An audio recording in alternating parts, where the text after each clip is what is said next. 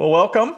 We're going to give everybody about a minute and a half, and we'll get started. Appreciate you joining here today. We got a pretty good group that will be on. So, as I said, we'll give it about another minute. I did not do this last time, but if you have attended these before, I always ask, make sure you can hear me, and obviously Deborah here in a second. There you go. Hands already up. I like it. Oh, So, and usually it's if they can hear us and see the screen, because I think we've all done a couple of these where we're like giving our best stuff and nobody's can hear or see us at all. So that's not very helpful. So thank you for that. So we'll get about another 30 seconds.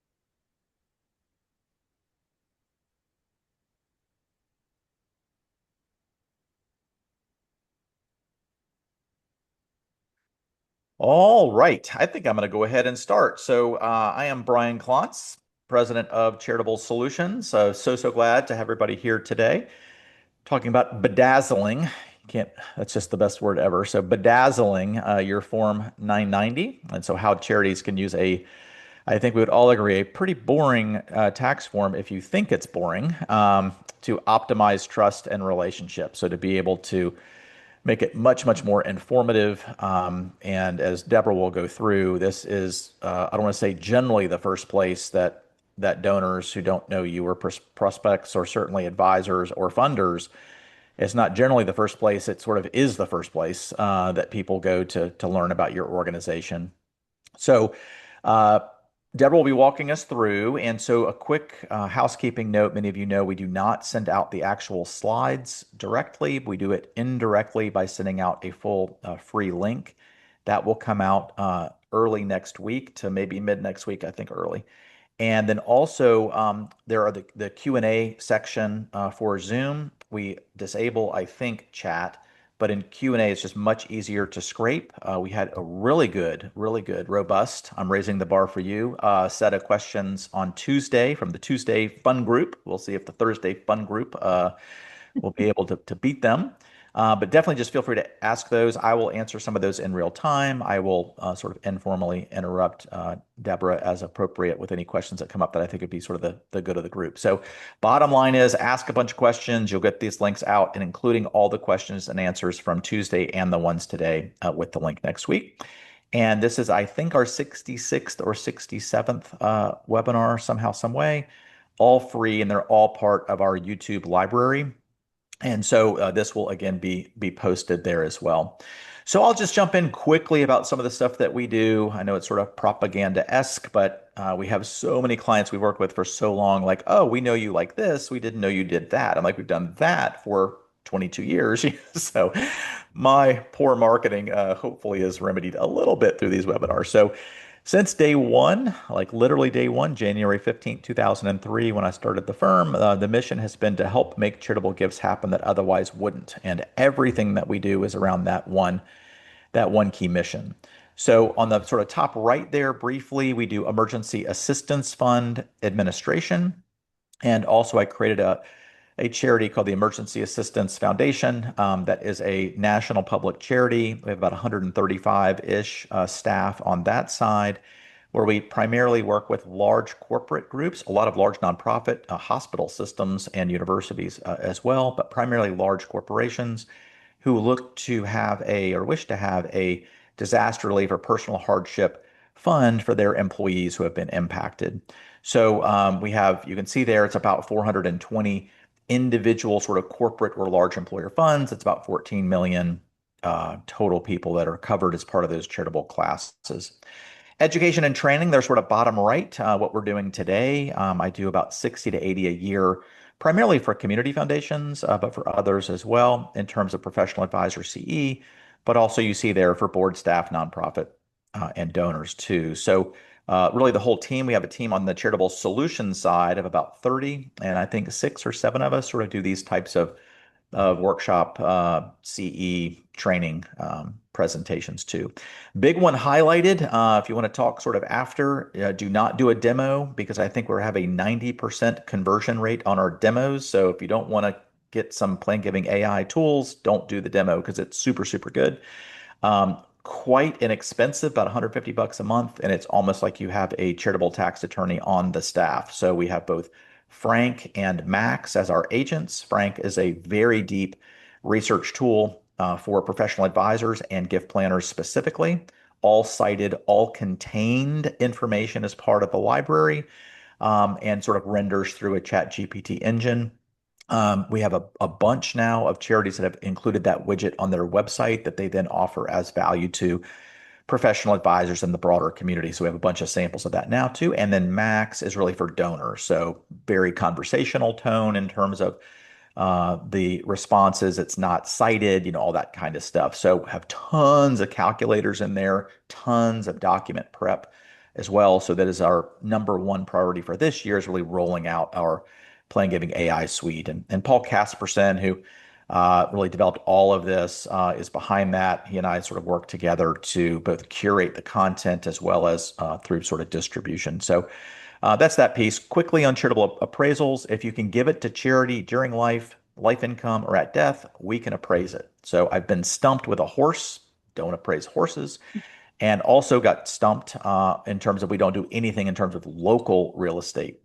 But LLCs that own real estate, the LLC entity level, you can see there any C Corps, S Corps. I do tons of cryptocurrency appraisals. Life insurance, we have a person that does precious metals, one that does tangible property. So all those things that kind of otherwise be given to charity, we're able to provide full qualified appraisals for. The two primary areas we work with are charitable gift annuities and non-cash. On the gift annuity side, we work on both of those. By the way, those are the only two types of gifts generally where the charity can actually lose more money if things get super sideways than the original donation. So we spend 90% of our time around risk management through aggregation, through structure, hopefully experience around those areas. So the two ways we work with gift annuities, one are to provide direct consulting services, mainly actuarial stress testing of gift annuity pools, usually more than 10 million or so is primarily where we work there, but also being able to create a risk management plan to help optimize the residuums and hopefully minimizing, obviously, the risks there too.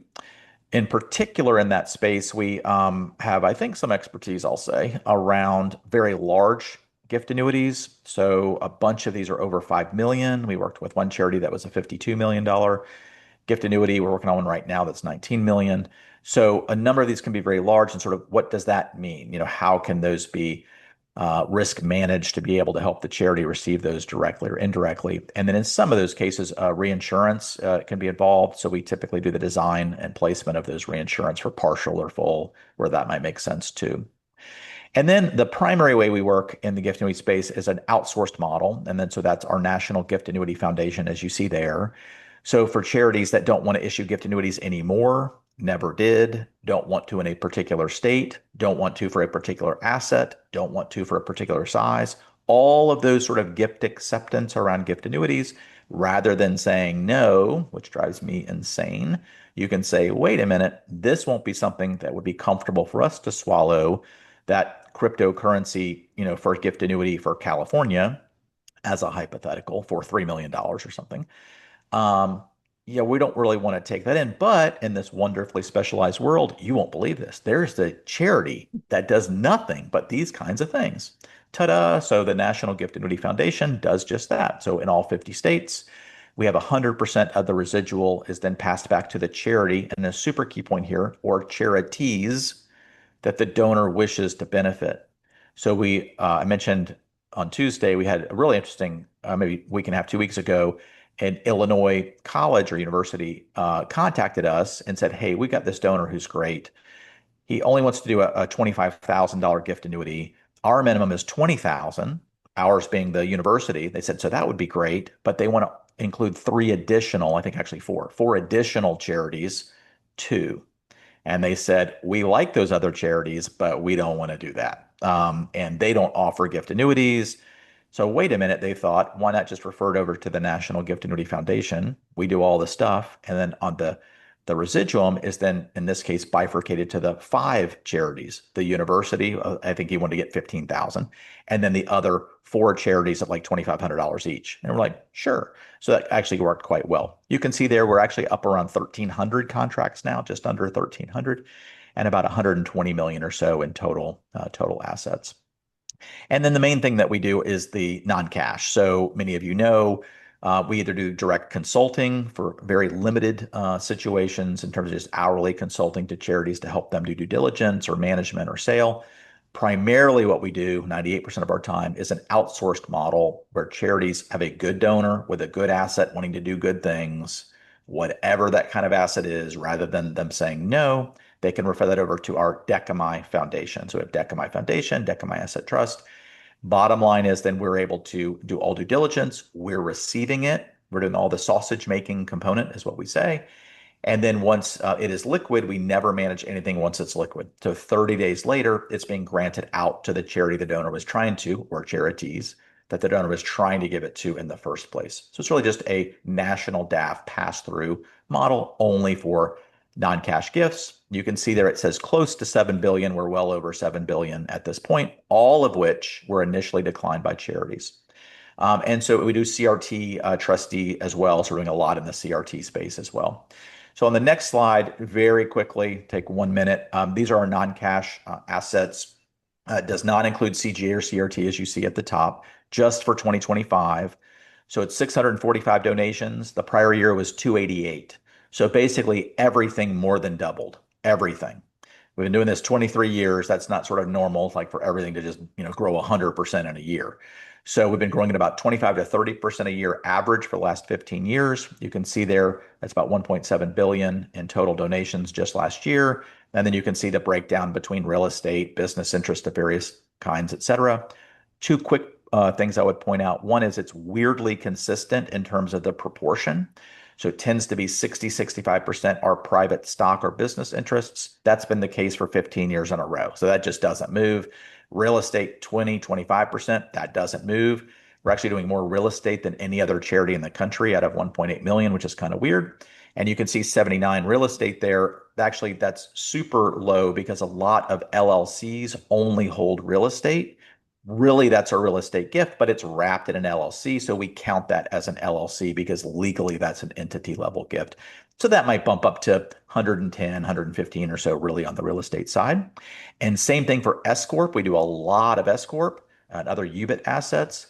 Many of those LLCs elect to be taxed as S Corps. They're really S Corps, but legally they're LLCs. So S Corp's probably more around that 50 or so, all things being equal. Huge year in cryptocurrency. Not this year, last year. So that could change again.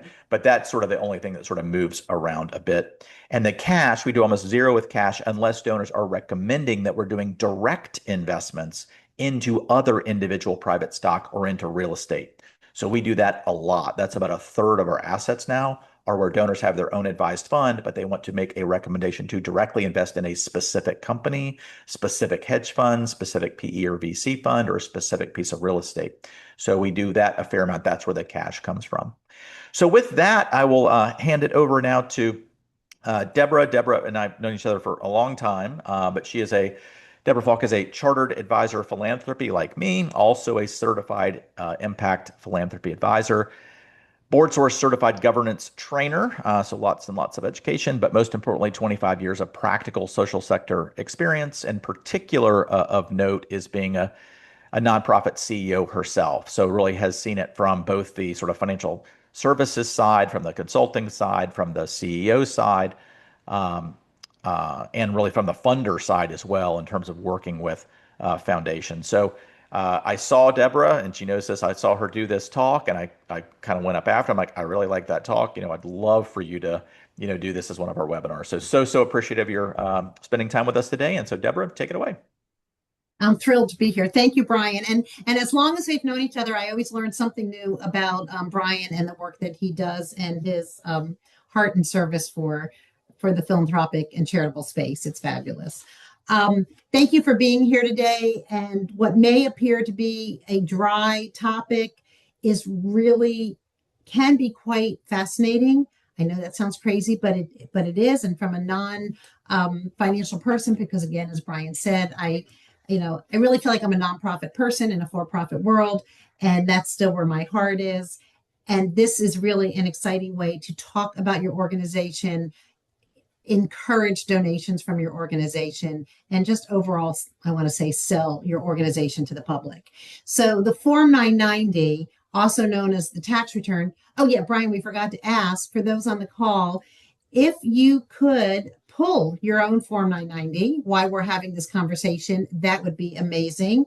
If it should be, best practice is that it would be on your website, and you'll just go to your organization's website and pull your 990, or pull somebody else's 990. If you're a donor, pull one of your favorite charities, or you can go to Charity Navigator or GuideStar, which is also known as Candid, or the IRS website, and you can pull a 990. So that's just kind of fun to follow along. If you're a public charity and do not have your Form 990 easily accessible on your website, just kind of a public service announcement, maybe something you want to put on your things to do list, and have that there easily for your donors and others, and you'll see why as we have this conversation. So the tax return is really more, or Form 990, terms tend to be used interchangeably. While it is a compliance requirement, it's also can be, what we're talking about is a competitive advantage. This is a way for you to break through as an organization, break away from the other 1.5 million charities that are out there that your donors, some of them your donors may be considering. And you can really, it's an opportunity for you to tell your story from a numbers perspective and a narrative perspective. So really important. Why does it matter? Who cares? First of all, the IRS cares. I mean, very, very simply, that piece. It is a compliance. It is a compliance. Whether we're showing the Form 990, but there's a Form 990 EZ. So for the smaller nonprofit organizations who have less revenues, and there's also something called, here's another little tidbit. There's something called a Form 990 PF. So if you're a public charity who's interested in asking private foundations to consider your organization for funding, the Form 990 PF is for the private foundations, and it also talks about who they are funding. And so you can get some really good insights if your organization is a match for that particular private foundation. So there's something called Form 990 PF, PF standing for a private foundation. Pretty obvious. So the IRS cares because it's a reporting requirement. Many, many states rely on the Form 990 to perform their due diligence on and their regulatory oversight on your public charity as well. And it is really a tool for your organization in conjunction with your audited financial statement. It really shows a good picture, paints a good picture of your organization, highlighting the strengths, the weaknesses, and of course, what sets you apart in a positive way and what could set you apart in a negative way as well. And so thinking about it overall, why doesn't Form 990 matter? And why should everybody on this call be involved at some point in the development of your organization's Form 990? Is it provides an insight into your organization's finances, operations, governance, and use of all the resources you have at your disposal to fulfill the mission. It also is a tool that for the reviewer, it provides oversight of what's happening with your organization, transparency, and those two things together build that public trust. So a lot packed into a document that we used to probably think of as that was a function of finance. It really is a team sport, I would submit, and it's really a function for everyone. So we're going to go through some of these things today. Why it matters, who's reading, what they're seeing in the Form 990, where it may fall short, where it shines, and really simple ways on how to improve it, and really, again, more set you up against the pack, elevate your organization in the donors and other readers' minds. So why does the Form 990 matter? Remember, you're a public charity. I always tell people, and so your information is public. And so again, this is your presentation to the world. It's public, it's easily searchable, it's widely accessible. I am teaching a course at a local university this semester, and I had my students, I was just telling Bryan, I had my students pull a 990. It's a nonprofit and public policy course. So early in the semester, I said, select a nonprofit, find their 990. Here's a couple resources. And I said, call me if you can't find it. Out of 40 students, not one called. Every single one was able to find it. And these were undergraduate students who were just learning about the nonprofit world. So very easily accessible. It also is a tool to shape that trust and credibility. Bryan mentioned at the start, whether it's the first or often one of the first tools that a donor or a job candidate perhaps is reviewing to find out more about your organization. I would say 5-10 years ago, if I was talking to a donor and said, I'm going to pull the organization's Form 990 to learn a little bit more about them, 5-10 years ago, people would have said, what's that? Now, in today's world, they say, I already did it and I've already reviewed. So people are often reviewing these Form 990s without your knowledge and before they even have a conversation with you, or if they choose not to learn anything more about your organization. So who's reading, who's reviewing? It's your donors, it's your donor advisors. So when we talk about donor advisors, it could be their CPA, it could be their financial advisor, it could be a philanthropic advisor, it could be a family friend. It could be other funders, like I just mentioned, private foundations. It could be government entities reviewing it as well. Board prospects. I know for myself, and I counsel others, the first thing when somebody asks you to join a board and provide service to that board, I'm going to go to the 990, not only this past year, but I'm going to go years back to learn as much as I can about the organization in addition to what they're going to tell me. And again, job candidates. It's a very competitive world these days for the best candidate, and they are reviewing your Form 990s before they take a position. They want to make sure you're a solid and solvent organization so they can work for you for many years and that they have that peace of mind. One thing that was also mentioned to us from the last webinar that we did on Tuesday was researchers. So that I would put in a secondary category, but that I thought was a very interesting point, that researchers are gathering data from the Form 990s. Think about somebody like Russell James to do their research as well. And while that might not benefit your particular organization, so in itself, it is helping the sector. And I think it's incumbent upon all of us within this sector to make sure that we have the best information available to be able to make our sector shine. So what are people seeing with the Form 990? When I like to say they're scanning for signals. They may not be studying line by line like somebody like me does, but they're looking for overall things like, how stable is the organization? Are there any risk or red flags that I can see? And we'll show you what people are looking for when we dive into this a little bit more. They can see how well you're doing as an organization. They can see who's guiding the work, where is the governance structure and who is overseeing that. And does the mission of the organization, I think this is a very important one, match the money? So is the money that is being raised meeting and being used for the mission of the organization? So in real simple terms, when somebody is reviewing your Form 990, they're seeing where the money comes from, where the money goes, what did you actually deliver as an organization? Does your leadership inspire confidence? Are they strong? Are they weak? Is that governance there? And is there a story around that holds all this together? And does that story build trust, empathy, and action to support your organization? Or does it raise questions? That's a lot in such a small document, I would say. So where does a Form 990 fall short, if you will, when somebody is reviewing it? Or what are some of the things, let's say you don't want to do?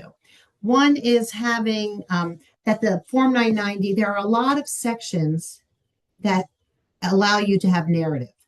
And so when you're organization is writing that copy or that narrative or that story, make sure it's written for, oftentimes, okay, we're talking about falling short. So oftentimes it's written for compliance versus the general reader. Remember, you want to be able to do both. The numbers are going to talk about, and that data is going to provide you with your compliance information. Use the narrative portions of Form 990 to talk about your story and do it in another way that's not acronyms, that's not jargon for just your industry, that talks to the everyday reader about why your organization is important for them and really for society at large. Careful about using, where they fall short is sometimes there's using very generic language or language that only the social sector talks about. When we talk about sustainability, right, we use all these words, capacity building, those types of things. What does that really mean? Capacity building is making sure there's professional development, making sure that the staff can do their job versus, capacity building. It's really, so think about the words for your industry and keep them very simple. So that's kind of, more on the, okay, we can improve side. And we look at where it shines or where is really, what does a Form 990 look like that really stands out? Because I read hundreds of these a year. It's really clear, specific program descriptions. It's having measurable outcomes, talking about results, talking about it in plain English, being careful not to use our own industry's jargon, being careful not to use acronyms that somebody might not know about, and really painting that picture or creating that red thread, if you will, amongst the alignment of mission, money, and results. So very important, lots to do. So how do we do that? So if you're looking at your own Form 990, or we have one here on the screen, it starts on page 1. So it's part 1, summary. This is a blank version, and so this is what it looks like. I also say, as we're going through this, think about if we could, well, you might be able to raise hands. If you can raise hands and say how many are involved in the Form 990, that would be interesting to know. But if you're not involved in any way of creating this for your organization, please, today, before Friday, when you leave the office, or if you're home, make sure you do that outreach. If you're working from home, oh, I love hands. And make the finance team your friend. Tell them you are here to do this project with them. Not that you're going to do every step. You're not going to have all the information, but there are pieces, no matter what, if you're a CEO, if you're a program director, if you're on the advancement team, all the professionals within a nonprofit organization has some piece of this puzzle that is the Form 990, and offer to be that assistance. Don't wait for them to ask, because they're busy too. We're all busy, but they're busy and they're not going to know to reach out to you. And they're just going to wind up doing it. And I'll show you where we can tell that somebody didn't ask the question. So on this page, it paints the picture of your organization, who you are, where you're located, how many voting members you have, how large is your staff, very simple, basic information about your organization. The biggest piece that I like to call out is part 1 that says summary. So I'm giving it a circle here. Oftentimes this is missed, and we're going to see that. So Bryan and I, when we were preparing for these sessions, he said, oh, I wonder what Decami looks like from the Form 990. So I went, without his knowledge, I went and pulled his Form 990, because again, it's public record, so I wasn't doing anything wrong. And so when we look at Decami Foundation's Form 990 for 2024, we see they did excellent. In the summary, they talk about exactly what they do. So it's a national donor advised fund that receives, manages, and liquidates non-cash asset contributions and provides charitable gift annuities, et cetera, et cetera. And so when you read this right away, you know what this organization does. Now, this next example, as a 2-time grad of University of Florida, I thought I'd just pull theirs out. So this is, this is where I bleed orange and blue, but, bless their hearts, they do what makes me crazy on a Form 990. So under the summary part, where Decamai did such a beautiful description of what they do, University of Florida Foundation said, see Schedule O. Now, see Schedule O is in that tax return, is in that Form 990 somewhere. They're not all on the same page. So a reviewer like me has to hunt and peck and go through a lot of scrolling to find that Schedule O to find out what the organization does. Now, we all may think that we know what University of Florida Foundation does, right? They're going to raise money for the university, but there may be something unique that they do that they can talk about in this space. So I thought they were large enough to use as an example and kind of pick on a little bit, but I'd love to see them fill that in. Also on that same summary page, so imagine this is a vertical page and you're still reading on the same screen, this vertical information. It gives a great snapshot of the organization's financial statement, if you will. So contributions and grants, program service, investment income, any other revenue, and then it also talks about your organization's expenses.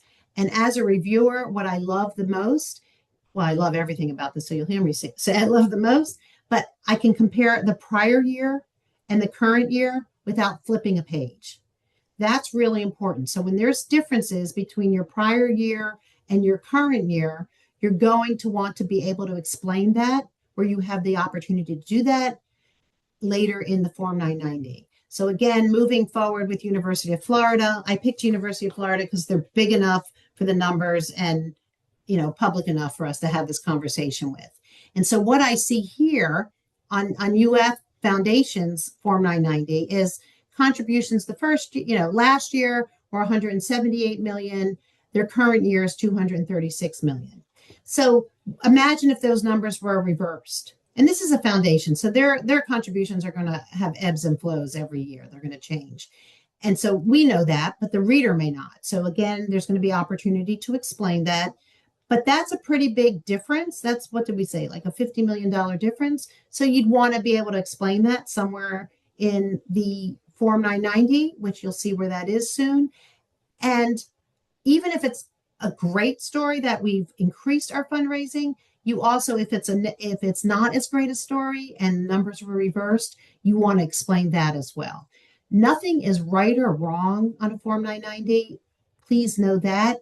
This is a picture in time of your organization. So if I forgot when their year end is, if this year end is December 31st, it's on December 31st, 2024. This is what the organization looked like then. And it could change tomorrow because you could get that big donation in the next day, right? And it evens everything out. But if it's on January 1st and if it's in a new year, oh well. So it's okay that it's a snapshot in time. Don't be worried that, the information may look bad or it may not reflect great on our organization. All you have to do is explain it. And that's fine. I mean, if you look at this, when you look at University of Florida, revenue less expenses in the current year, they had a negative of $18 million. I'm sure they explained that further down the line. It could be, pledges, who knows? They could have had to have a construction payment and that everything is going to even out, in a few days. But again, don't be afraid of the information that's there. Just be able to talk about it and explain it. And where can you explain it? On part 3 of the Form 990, they give an opportunity. The IRS says, tell us where you shine. Tell us where you're doing fabulous. First, though, they say, briefly describe your organization's mission. And so not only after that first part where sometimes people put Schedule O, you had an opportunity to talk about your organization. Here you're able to talk about it again. And I would recommend say it differently. So if on the first page you say, my mission is ABC, the mission of the nonprofit is to do this, talk about it in a different way on part 3. Because remember, people all learn and read and hear differently. And so you may need to explain it a little differently. Of course, you're saying what your organization does, and you're not saying we support, foster care of puppies, and then all of a sudden you're talking about we're feeding children. That's not what I'm saying, but just talk about it. What you do in your mission, you have that opportunity to talk about it in a different way or add more information. And then allows you with this copy later on down the page to talk about it, tell a story, tell us about your expenses, tell us about your revenue, and you can write it. And so here's an example, and there's a lot of words on this page, and I recognize that. You know, while the high point is that the IRS permits you to tell these stories within your Form 990, the not so high point is they have you write in all capitals and no paragraphs. So I'm a journalism major, and so this makes me a little crazy that we can't. I feel like someone's screaming at me, but we take what we've got and let's use it. And so this is the nonprofit leaders. Excuse me, the Nonprofit Center of Northeast Florida. There's a nonprofit leadership center in Tampa, and I thought they did an excellent job of. Again, they talk about their organization mission, and they talked about it a little differently from page 1. And they are talking about what they're doing down here. And this particular organization, I'm familiar with them, that they are changing the way they deliver services to nonprofit organizations. And it's a pretty big shift where years ago it may have been, how do I help you establish a nonprofit organization? Today it's, is there opportunity for collaboration and mergers? Because there are 1.5 million plus nonprofit organizations, and it may behoove some organizations to come together in their missions, and there may be some efficiencies and be able to leverage some dollars. So they needed to explain that they explained that within their Form 990, and they had the opportunity to do so. Further in the Form 992, and some of it's not all narratives, it's just a lot of questions. And so you would want to be a second set of eyes to the finance team as well to make sure that these questions are being, answered appropriately. And if there is a yes or a no for some reason, that again, within those narrative sections, you can, I'll use Bryan's word, bedazzle. You can bedazzle people and really shine and explain these things. I just pointed out one of the questions because we were talking about, this one's, I think, an important one. Did the organization directly or through a related organization hold assets in donor restricted endowments or quasi endowments?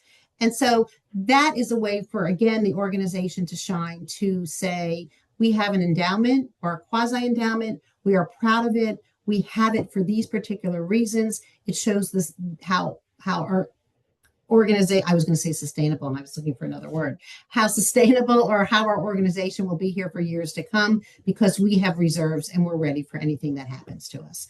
So these yes or no questions can lead to stories and narratives later on down the form. And here I know there's a lot of circles on here, so it's a lot to see, but some of the questions I think are really important. Is a founder or a big donor one of your biggest contributors? And so you want to talk about that as well, where you may have a donor who did a public related investment within your organization or loaned your organization money. It's best if you explain that versus somebody finding it and creating their own narrative in their head. Did your organization receive more than $25,000 in non-cash contributions? That just goes back to the work that Charitable Solutions and their companies do. So I really like that question for today. And then, did the organization conduct more than 5% of its activities through an entity that is not a related organization? And so that you want to talk about too. Again, remember, there's no judgment on the answers, whether they're right or wrong. It's just what you answer. Take the extra time to explain it so the reader sees your side of the story before they create their own narrative and say, maybe not something I want to fund or get more involved with. So lots more questions. And then, some other questions they ask is significant changes. And that goes back to the conversation we just had about Nonprofit Center of Northeast Florida, that they made some significant changes, and it was significant to the organization. So most likely they checked the box yes for this, and then they explained it later on in their Form 990. And Deborah, I'm just going to Oh, jump in for a second. I would give please. all of the attendees so far an F, that's with a curve for the questions that have come in, which is 0. So I'm just letting you know the Tuesday group was much better than your group so far. So Uh-oh. Uh-oh. I'm They're just, quiet. I'm Um, just letting you know. uh, Okay. yeah, I hope we're keeping them awake. I hope we're keeping them awake and interested in this as well. So any question is great. We love questions. Some significant organizations. And I knew you'd let me know if there was a question, Bryan.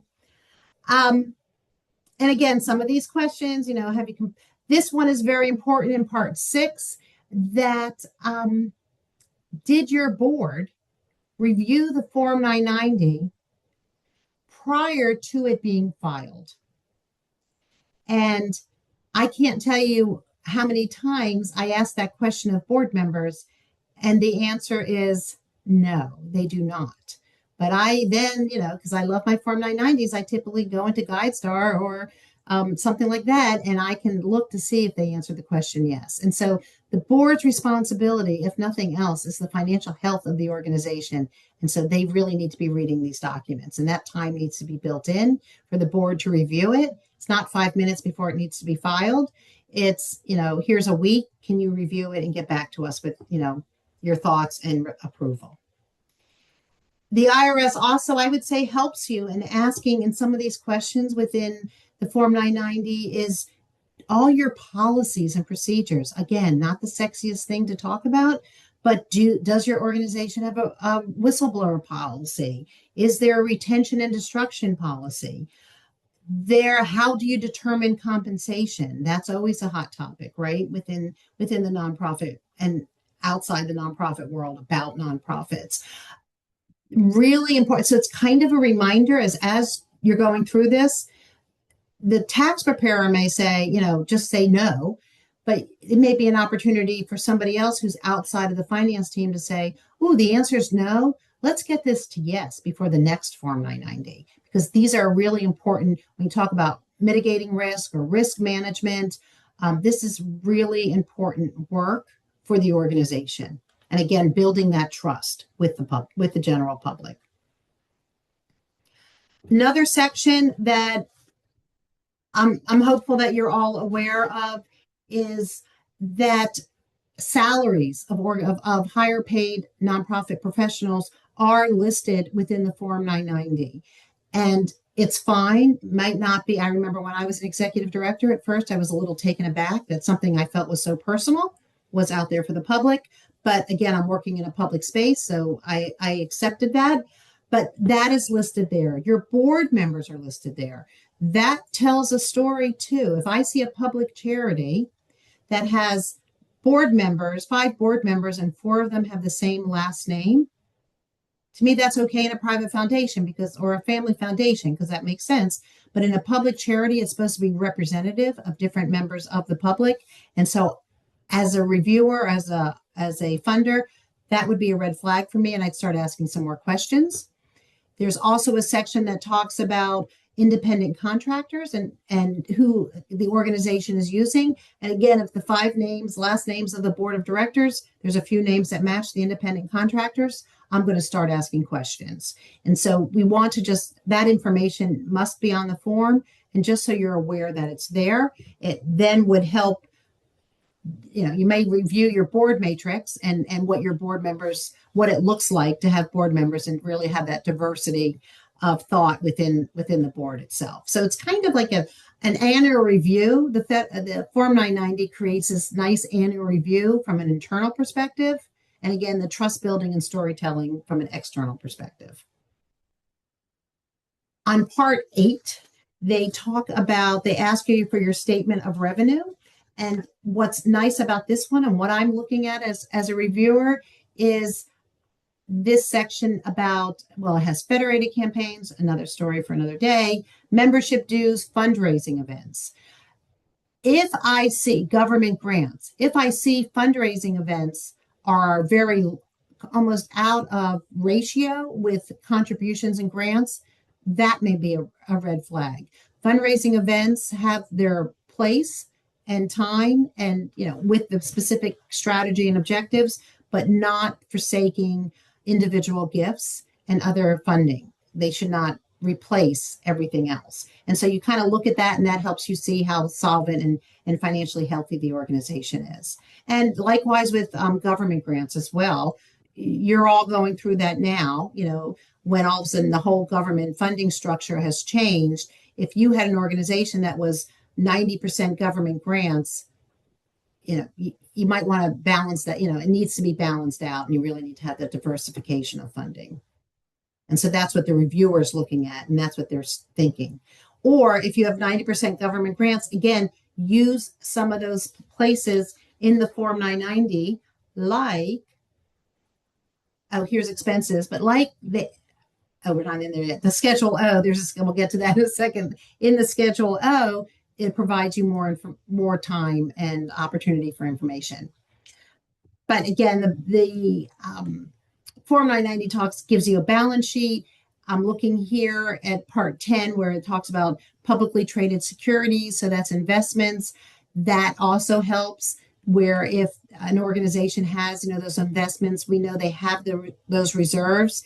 It is most likely a healthier organization. It compares it, remember, from the beginning of the year to the end of the year. So if the investments were $10 million at the beginning of the year and down to $1 million at the end of the year, that should be explained and talked about during when we get to this Schedule O. Because most likely it could be that if I'm the reader, I may say, oh, they couldn't raise money and now they had to spend all their rainy day funds. But it could be as simple as we were raising money for a very specific use, and we knew that we were renovating a center, not for 12 months, and so we invested those funds in order to have them grow. Bad example, but you know what I'm saying is, and then we're using them. So we knew that we were going to be using $9 million of that $10 million by the end of the year, and that's why you see the substantial difference. So again, be mindful of the data, and then you want to be able to explain it in another section. Here's my Schedule O. So Schedule O is this, think about a vertical page, and you can add as many pages as you want. This is the part where you can say, give your narrative, give your story as the organization, and talk about some of those things that may have raised questions through the numbers and the data. You can explain everything right here. You can talk about things you're doing in the future if you'd like, if you think that would help from a fundraising perspective, or for somebody to understand your organization. You can talk about it all here. So there's lots of opportunity to do this, and I would say do not miss it. It's a great piece.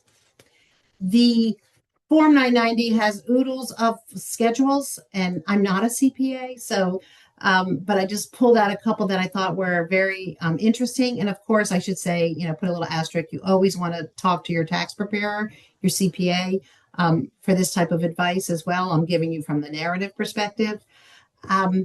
Schedule A talks about public support of your organization. And what's nice about it for the reviewer, your future donor, your job prospects, whoever it is it goes back for 5 years. So I'm seeing last year plus 4 years back, and it provides that health of the organization. And again, if this one's University of Florida Foundation, if your numbers have some big disparities on public support, you could have explained it already in the Schedule O. So you have that opportunity. Again, not a good thing, not a bad thing. Sometimes we have good fundraising years. Sometimes we have not so good fundraising years. This gives you that opportunity to explain it. Again, the numbers are the numbers, and it's information, and then you just explain it. Nothing's right or wrong. There's also a section within the Schedule A that talks about endowment funds, and particularly what I, as a reviewer, tend to hone in on. Well, is the numbers, was there growth? Because this gives you a 4-year dashboard of the organization. But are the endowment funds quasi-endowed, which generally means by a vote of the board, those dollars can be spent? Or is it a permanent endowment where it's restricted and only the income is going to be used? If the majority of funds are in a quasi-endowment, as a reviewer, it tells me, oh, okay, tomorrow they can take these funds away. And so it might be a conversation I have later with the organization, or it may have already been explained in the Schedule O why it's like that. It could be that it is intermediary funds for some reason or endowed for a specific purpose, and just to talk about it. So really, as to sum it all up, how do you improve your Form 990? First, you want to be involved. So no matter what your position is within the organization, raise your hand and say, I think there's a way I can help, and offer that up to the finance team well in advance of when the tax return is due. There's a lot of opportunity for these narratives to be done well before the tax return is due. And so that can take place and be ready for the finance team to just insert when they need it. Write it, be mindful that this is just not a document for the IRS, that it really is quite a generic public piece. And so you're writing with more of a general audience in mind, in addition to what's required from the IRS. I'm not saying change what the IRS is asking you to do, but just add to it and keep in mind it's not just a tax type person reading it. Talk about what you did in the year that this Form 990 is for and what changed because of it. Remember, this is your time as an organization to shine. You want to be clear, you want to be specific, and you want to be intentional with your language. It is often, harder to write less and talk about your organization in these spaces than if you were able to just write a book. So it takes some time to really be intentional on that language, and I would say every word matters. You want to make sure your narrative matches your financial story. So you don't want the narrative in Schedule O per se say, oh, we had a great fundraising year and everything's peachy keen. And when we look at the balance sheet, we see not so much. So you want to make sure that the narrative, the stories match the data. And keeping in mind that your Form 990 really is part of the organization's communications strategy. Again, not just a boring old IRS text document. You have opportunities within the Form 990. Use them to be specific about who you serve, how many you serve, and larger numbers are not necessarily better than smaller numbers. It could be we're a smaller organization. We choose to go deep with a very small subset of people, and that's why we served 100 people this year, but we went very deep in the service versus 100,000 people and more surface. So you can explain those types of things. You want to use very clear, I say, human language, and use every narrative that you can.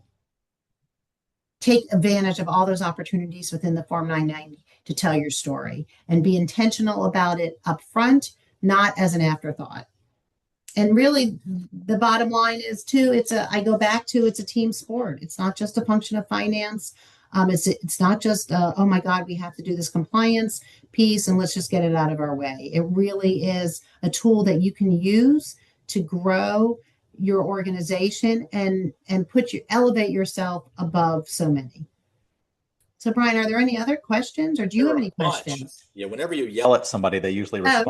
So that's right. Just use the stick, no carrot, use the stick. So that always works. I would say maybe a B plus-ish. A couple other questions have come in with this group, so they definitely pulled the nose up. And we got some time, which is tough great. grader. Go ahead. Exactly. I am a tough grader, but great job on covering a big area. I've got three or four maybe thematic ones. One I'd never heard of before was a great little question that came up. She said, if you have the option of using the 990 EZ versus the full 990, I was like, oh my God, use the full 990. Pain to do potentially, but at least gives you this opportunity to sort of have the narrative. And I just want to crazy reinforce in maybe a weird way the whole notion that this really is almost a brochure. So if you sort of change your mindset a lot around how it's communicating to various constituencies, I have personally in 35 years never had anybody send in a 990 to the IRS and they got a donation back from the IRS. Never happened with me. I'm not the person reviewing it. It's like, oh my God, this is the best 990 ever. So does it have to be compliant? Yes. But to me, I'm not saying if you tell the finance people, oh, that's priority two, they'll convulse on the ground, say, no, it's priority number one. But for you to be able to put some flowers on it and lipstick on it in a good way, and other types of things to be able to better communicate, I think is so important. But a great question on that. Chris had a great question. And he said he was basically reviewing a 990 from an organization that had been around about 50 years. And he said there was zero data on Schedule A, no information on sort of the public support test. So I'm just like super anecdotally, not to put you on the spot, you're reviewing Mm. hundreds of 990s. How often are you like, somebody missed like a whole section? I mean, this is clearly not even accurate. This is supposed to be a legal document that whoever is signing that is supposed to be attesting that all that information is correct relative to market, relative to other types of things. And I guess my point would be is like, is it 1 in 10 that you look at it going, man, there's a Oh, material deficiency that either the software didn't pick up or nobody was reviewing it. And then kind of like, I hate to say who cares, but like, who cares other than Chris it, looking at it going, that's pretty well, sloppy. I'm with Chris. I kind of care. And so one, it could be, take the high road and say perhaps something didn't transmit Yeah. correctly. And so if I were a funder and I was looking at that and I needed some of that information, I would call the charity and say, I'm reviewing your 990. I have a question. This is missing. And so, or if I'm over, let's be very candid about it. If I'm reviewing 50 applications and I'm on deadline and that information is that not there and I need it, I'm skipping to the next. And there's other, there's never a lack of applicants. Hmm. I may just skip that. But Hmm. but you asked about the public support test too, and that is really important. And so I've had some experiences where it makes a big difference. So not everybody is aware of something called tipping. And so, what is tipping? Tipping is when a public charity, so a 501c3 public charity, receives more than 66% and a third, so the majority of their funds from one source for over 3 years. And so, why do we care? We might say, yay, Bryan's going to fund my charity and I need $100,000 every year, and he's funding me at 80,000 every year. I only have to go raise another 20,000. Love him, love him.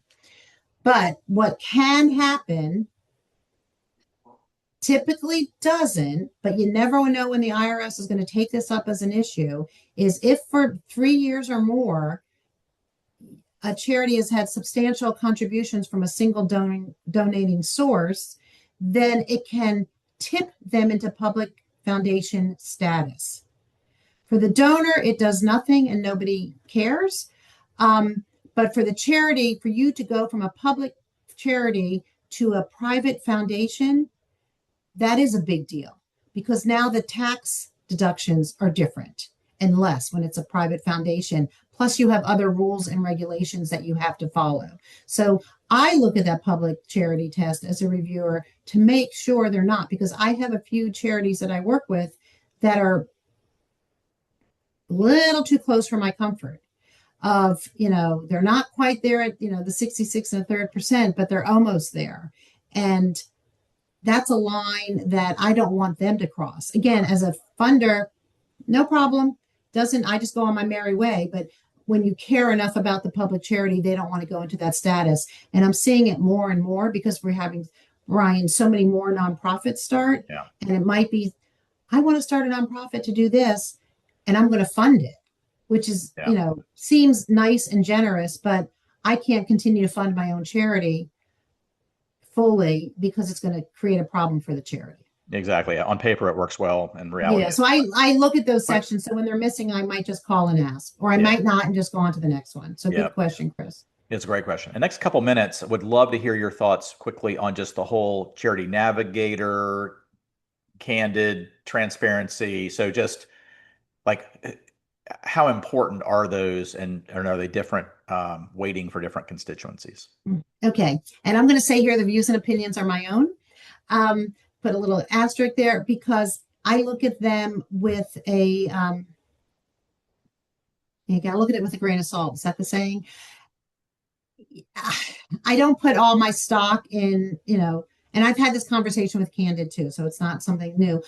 If somebody doesn't receive 100% or they don't have the highest star, I once had interactions with a charity and a very large health organization who had a very, complex medical issues that they worked within.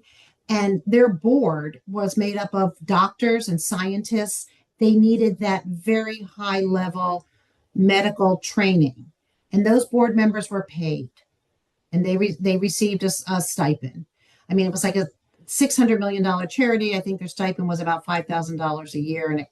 So they could never reach in some of those ratings, they could never reach 100% because they paid their board members. And so they made the decision, though, it was more important to have that thought and that experience and that training on our board than if we hit 100%. And so sometimes you're just not going to hit 100% for various reasons and strive for it. Now, if it's very low, then I start doing my own research, really, Bryan. And I'm like, okay, why is it so low? What is the problem?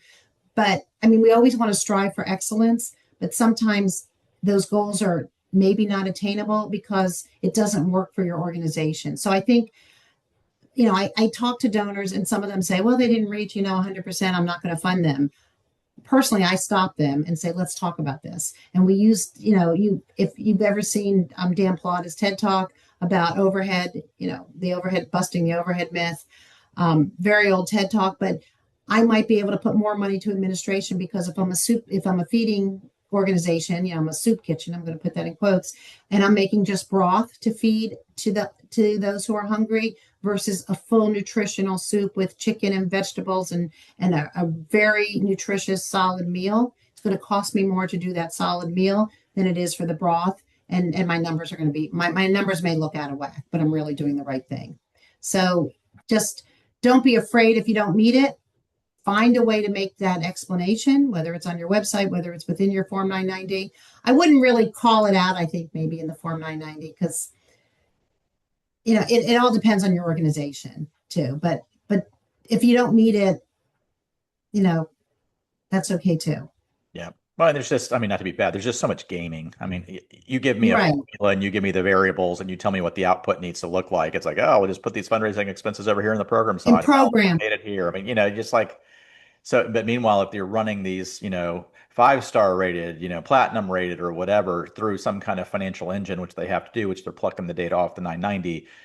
I'm not saying I could game it, but you can easily game it. I mean, is the You point. can, and that's what I remember when I was an I executive know. director, CEO of the organization. I was like, when I walked in, followed a founding executive director. All the small organization, the whole salary was being put to administration, where I was actually doing programming too, because you're kind of wearing all Right. hats.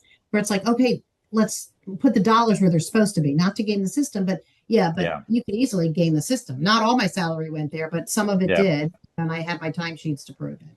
And your financials are exactly the same, but maybe one's a platinum, Right. star, Then I get a one's better one's rating. bronze star, and it's like it's Yeah. the same. It's I think we just have to money's fungible. Yeah. be sensitive to what it is Yeah. and ask questions. Keep asking questions. Yeah. Exactly. And Thank having you your so staff, much. if you're on the charity side, having your staff trained, you're not going to be able to know every question, but Yeah. somebody's going to know the answers and being able to navigate and move that person who's making the question to the person who can answer it. Yeah. No, exactly. So thank you so much, Deborah, so much Thank for you. helping us all bedazzle. It's always important to bedazzle. And thank you for all your questions too. Again, this will be sent out next week, and just appreciate the practical advice about how people can better communicate to all of their constituencies, including government, by the way, sort of in terms of data, because all the researchers are pulling 990 data for, their research as well. So making sure that it's accurate and reflective of, again, mission, purpose, impact is important. So thank you so much. Everybody had a great time, and thanks again. Thanks. All Have a right. great day. Thanks. You too. Bye bye.